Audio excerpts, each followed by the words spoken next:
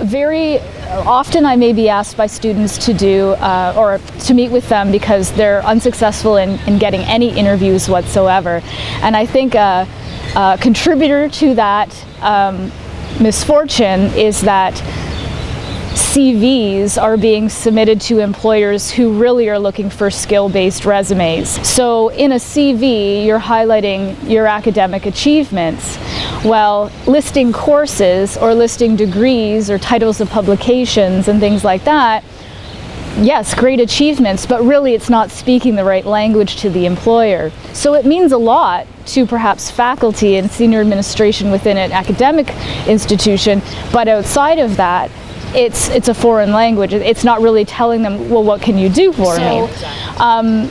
So a lot of times it is about making sure that the document, meaning the resume, is tailored to each individual job and to each employer, and that you've gone, you're not submitting a 3, 4, 6, 10-page CV for an employer who is really looking for a 1 or 2-page skill-based resume. That is probably one of the number one, I guess, issues that we see.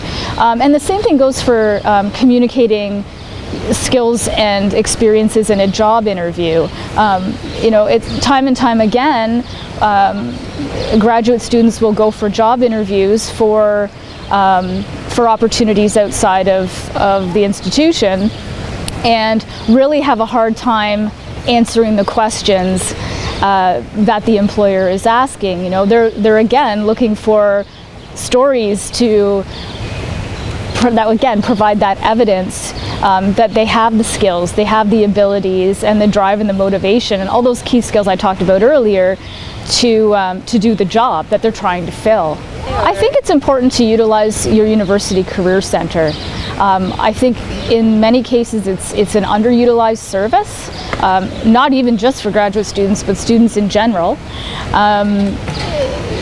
The people working in those centers have the skills and the aptitude for really wanting to help students succeed with their future career goals, whether that's trying to identify what those are and exploring options, helping students understand their skills, their interests, their values, and what that could mean in terms of translation to an occupation, and just all about getting prepared for the world of work. So making sure that the CV, yes, is in place and is used appropriately, that a resume is also developed, that you know how to successfully find work, and that's something that all career centers have available for students.